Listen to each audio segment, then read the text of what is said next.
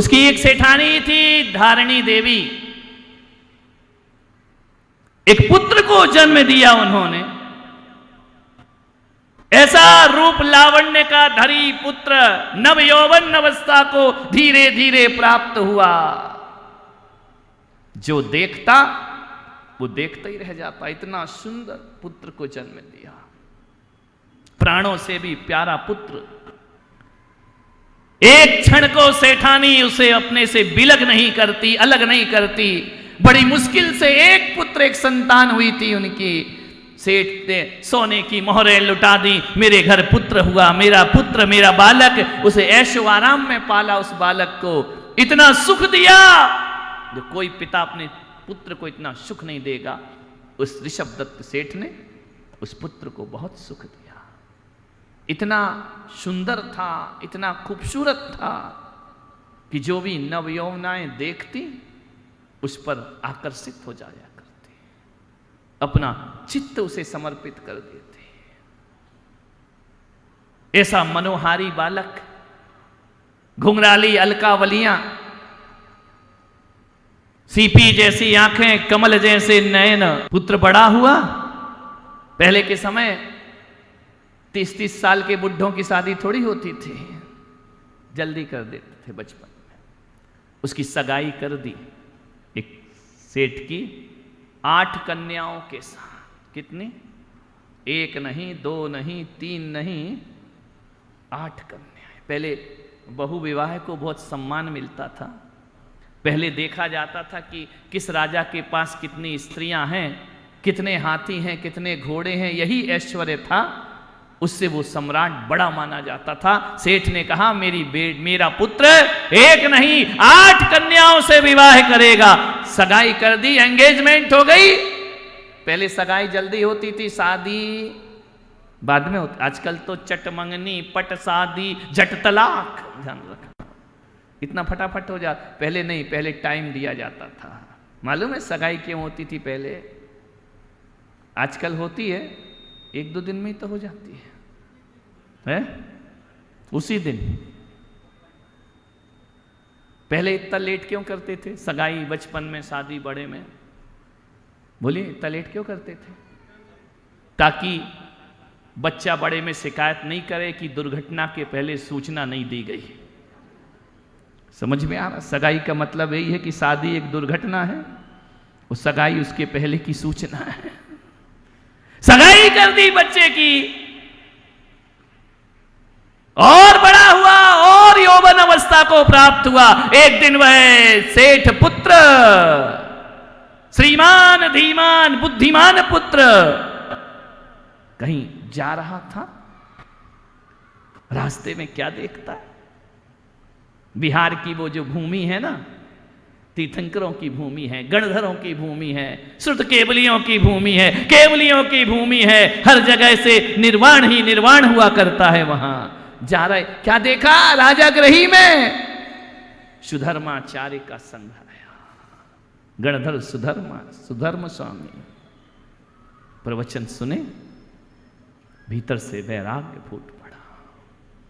मैं विवाह नहीं करूंगा, मैं शादी नहीं करूंगा। घर लौट कर आया, पिताजी मैं सुधर्म स्वामी के साथ जाऊंगा।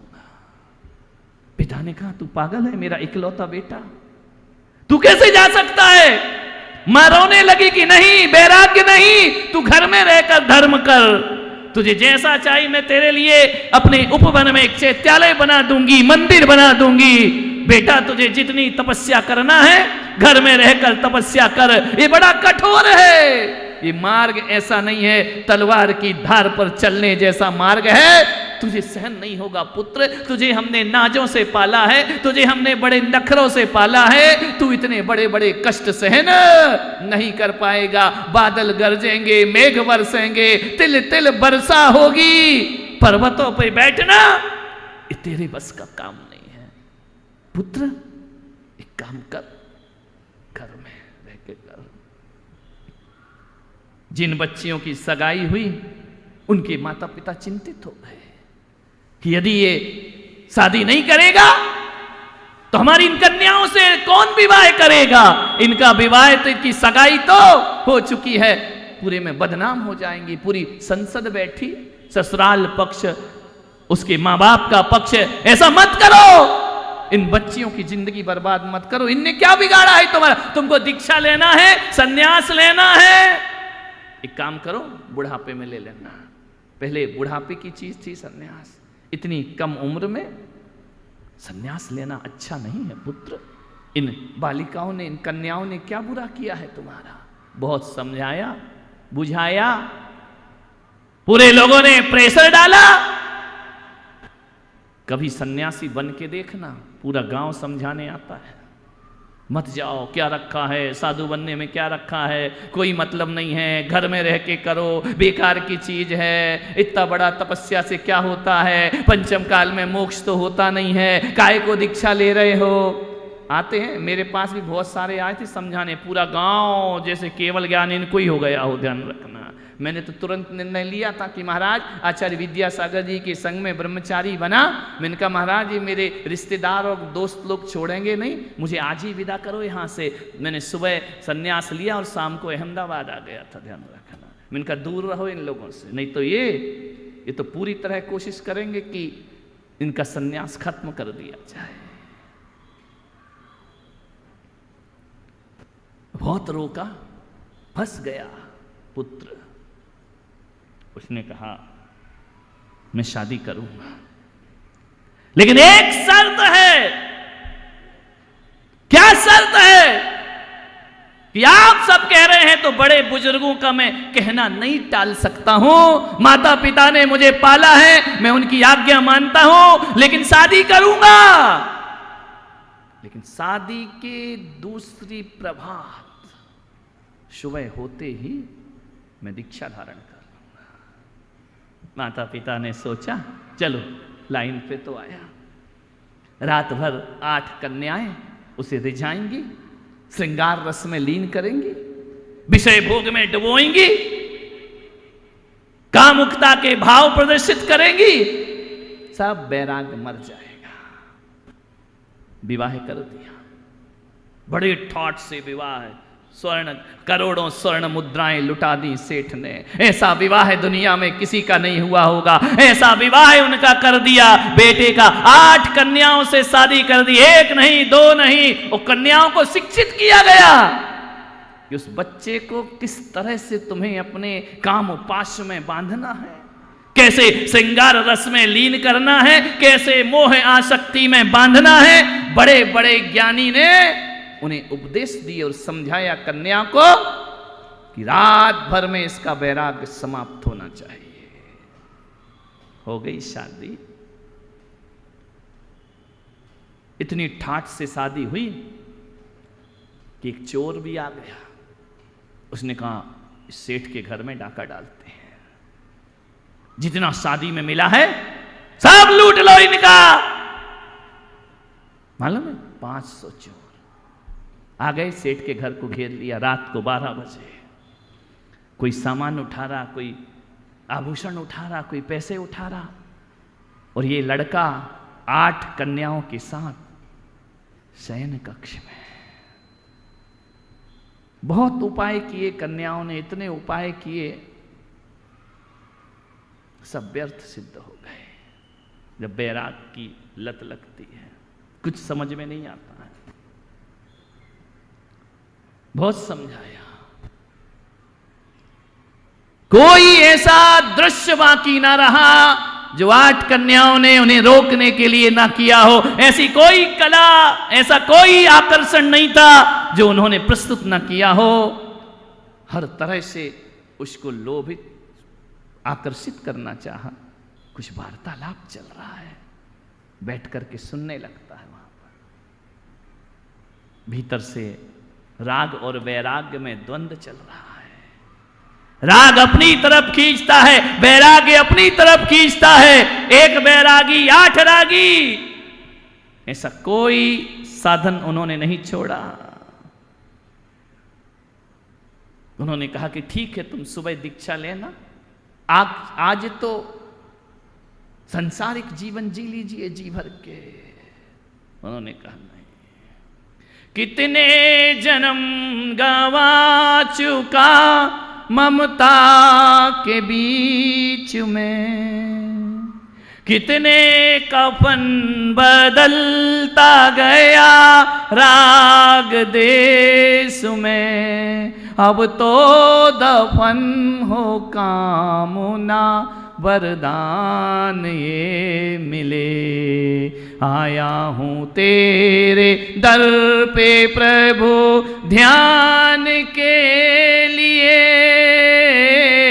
कर्मों की बेड़ियां कटे वरदान ये मिले, विषयों की आग में जलता चला गया, मैं खुद ही अपने जाल में फंसता चला गया, छूटे किनारा मोह का वरदान ये मिले, आया हूँ तेरे दर पे प्रभु ध्यान के लिए, कर्मों की बेड़ियां कटे वरदान ये मिले। कितने कफन बदले हैं, कितने विषयों की राग में उलझा हूं, कितना खुद ही इस भोह जाल में फंसा हूं, अब नहीं। मालूम है प्रातः काल होती है, सेठ सिठानी पुत्र और पुत्र वधुओं को आशीर्वाद देने जाते हैं। चोर भी रात भर सुनते रहा तत्व उपदेश। चोर ने अपने साथियों को कहा कि बंद करो, कोई माल नहीं उठाना, कोई सामान नहीं उठाना, संसार असार है। देखा तत्व उपदेश मिला रानियों को। जैसे ही द्वार खोला ना तो सोच रहे थे कि कामुकता की सेज में पड़ी होंगी सब बेटियां। क्या होता है मालूम है? सुबह जैसे द्वार खोलते हैं ना सेठ सिठानी कि अभी तक ये बाहर नहीं आए, सोच लिया कि मेरा पुत्र अब संसार में फंस गया। लेकिन जैसे ही द्वार खुलते हैं, 8 की 8 कन्याएं नमोकार की माला फेरते हुए दिखाई देती हैं। सुबह उठ करके प्रभु के ध्यान में बैठी हैं, एक भी नहीं उन्हें बाधित कर पाई। हार गई सब कन्याएं। और सब कन्याओं ने जैसे ही दरवाजा खुला, सब सामायिक कर रही हैं, भगवान का ध्यान कर रही हैं। सेठ ने कहा ये क्या है? तुम्हें तो काम भाव में बांधने के लिए भेजा था। उन्होंने कहा पिताजी हमें माफ करें, हम हार गए 8 के 8। वो 8 बेटियां ही नहीं, 8 कर्म थे जो उनसे हार रहे थे, परास्त हो रहे थे। हम 8 हार गए, अब क्या होना है? बोले चलो। चल दिए वह 8 रानियों को लेकर, और चोर भी साथ गया। सुधर्म स्वामी से परम दिगंबर दीक्षा धारण कर लिया करते। उत्तम ब्रह्मचर्य मन आनो, माता सुता बहन पहचानो। आज ब्रह्मचर्य की साधना है। दीक्षा ले ली। मालूम है वो कौन थे? वो थे अंतिम केवली जम्बू स्वामी जी महाराज। ध्यान रखना, जिन्हें मथुरा से निर्वाण की। पहले है एक सेठ का बेटा जो यूपी से मोक्ष गया, बाकी तो यूपी से कौन मोक्ष गए? एक भी नहीं गए। ध्यान रखना, जन्म सबका हुआ लेकिन निर्वाण किसी एक हुए हैं। एक सेठ का बेटा जम्बू स्वामी जो मथुरा 84 से निर्वाण को प्राप्त किया करते, निर्वाण स्थली बना दी उन्होंने। उसकी ध्यान रखना। मान्यवर, आज का दिन भीतर विषय वासना बरते, बाहर लोक लाज भयकारी, ताते परम दिगंबर मुद्रा, धरना सकत दीन संसारी। जिसके भीतर विषय वासना है, बाहर लोक लाज में जीता है, वह कभी भी भगवान जिनेंद्र के इस भेष को धारण नहीं कर सकता है। एक बात याद रखना, कपड़े ही नहीं उतारता है जैन संत। ध्यान रखिए, जो कपड़े दरवाजे बंद करके उतारे जाते हैं वो वासना होते हैं। और जो कपड़े भरी सभा में फेंके जाते हैं वो साधना हुआ करते हैं। ध्यान रखना, ये साधना के वस्त्र हैं, ये तपश्चर्या के वस्त्र हैं। ध्यान रखना, लोक लाज छोड़ना पड़ती है, परम दिगंबर मुद्रा भीतर से। ध्यान रखना, जैन संत केवल तन से नंगा नहीं होता है, तन से पहले उसको अपने मन को नग्न करना पड़ता है। ध्यान रखिए।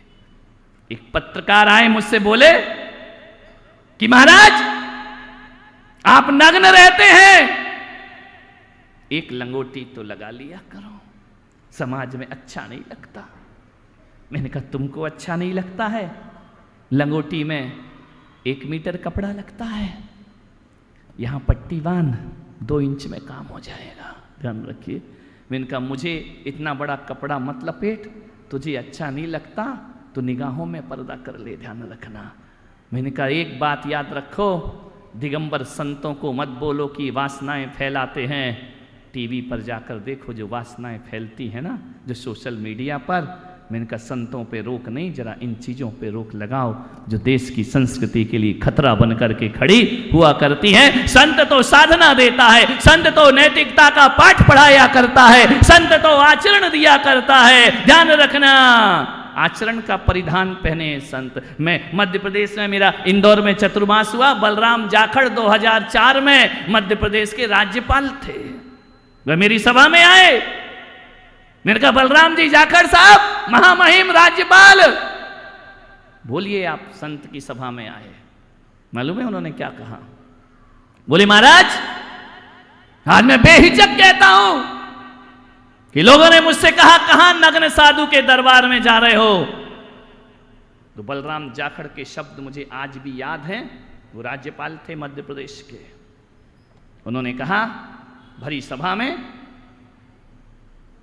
कि नंगे महाराज नहीं हैं, नंगे तो हम लोग हैं। बोले, मैंने कहा क्या मतलब? बोले महाराज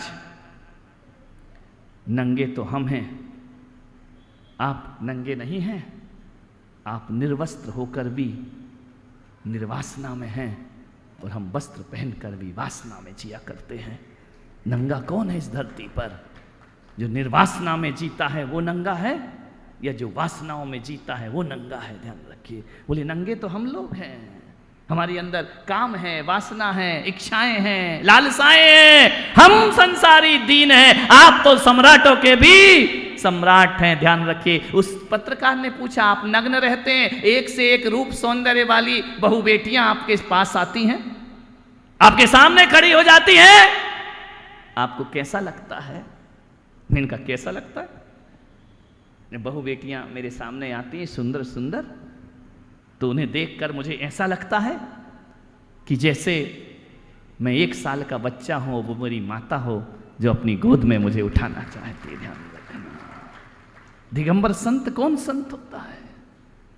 और संत तो दुनिया में ऐसे होते हैं कि सन्यास जब वो लेते हैं एक वस्त्र उतारते हैं और दूसरे वस्त्र पहन लिया करते हैं, लेकिन दुनिया में दिगंबर सन्यास ऐसा है उतारते जाओ उतारते जाओ उतारते जाओ, और जहां उतारने को एक धागा भी ना बचे उसे दिगंबर संत कहा जाता है। ध्यान रखिए।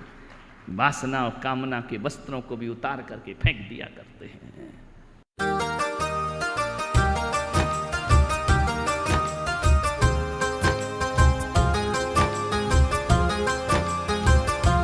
राजस्थान राज्य के सीकर से